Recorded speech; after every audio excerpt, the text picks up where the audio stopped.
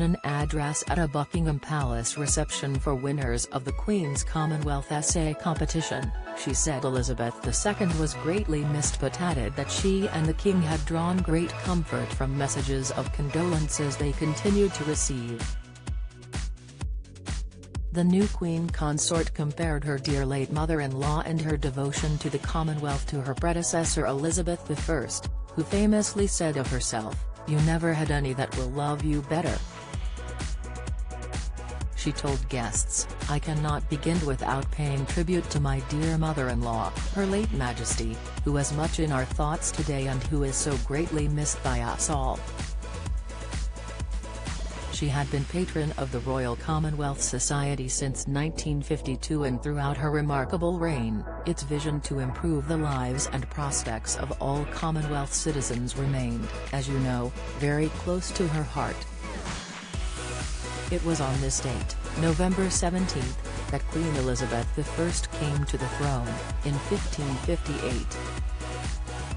She once said of herself that, while she was aware of the merits of the monarchs who had preceded her, "You never had any that will love you better." A description that might just as well apply to Queen Elizabeth II and her enduring love for the Commonwealth.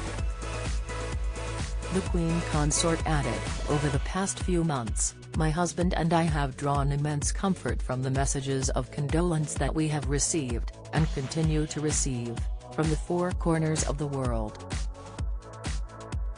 They have reminded us that the written word has a unique ability to connect, to heal, to reassure and to offer hope, even in the midst of grief." She drew inspiration from the writing and speeches of Nelson Mandela and his devotion to the Commonwealth. "He was, like you, a man who understood the power of language," she told the young winners.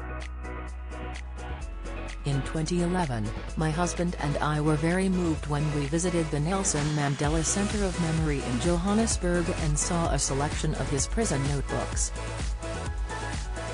He had lost the liberty to fight against the unnatural evils of apartheid, and it was in prison that, over the course of 27 years, he wrote speeches and letters that would change his country, his continent and the globe forever."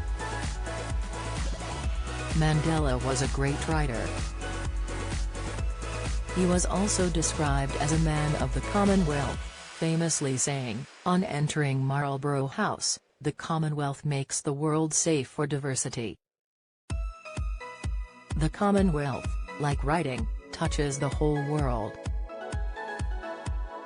She told the audience, "All of us are bound together by a profound appreciation of the written word and of our Commonwealth. This wonderful, extraordinary, richly diverse association of independent and equal nations, and friends, is, truly, ours, belonging to each one of us, and the connections between us run deep." At the reception, the Queen consort met the young winners of this year's children's essay competition and praised their work, chosen from a record 26,322 entries from every corner of the Commonwealth. This year's competition theme was Our Commonwealth, reflecting on Queen Elizabeth II's 7 decades of service to the association of 56 mainly former British Empire countries. Extracts from their winning entries were read by 4 Royal Commonwealth Society ambassadors, Booker Prize-winning novelist and poet Ben Okri, singer Alexandra Burke, actress Aisha Darkare, and former Spice Girl Jerry Horner. The 2 winners and 2 runners-up were all girls, Saw Uli Lee, 17, a student from Rangitoto College in Auckland, New Zealand, won in the senior category. Madeline Wood, 14, from Melbourne, Australia, was junior winner. Amal Fauzi, 17, who was born in Egypt, raised in Lebanon, and now lives in East London, was senior runner-up, and Malika Pandey, 13, from India, came second in the junior category.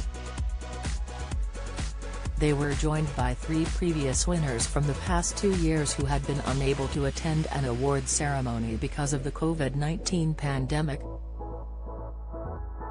all have spent the past week in the UK, taking part in writing workshops and going on visits to institutions ranging from the BBC to Stratford-upon-Avon. Camilla is vice-patron of the Royal Commonwealth Society, which has organised the competition, the world's oldest international literary prize for schools, since 1883. Okri paid tribute to her work for the Society and her wider efforts to promote literacy and love of literature. "You have in fact become our great literary queen consort," he said. Camilla shows every sign of continuing in the same vein as Queen Consort. She greeted Horner, an old friend, with a hug and urged her to join her online book club, The Reading Room. "Get onto it quick," she said.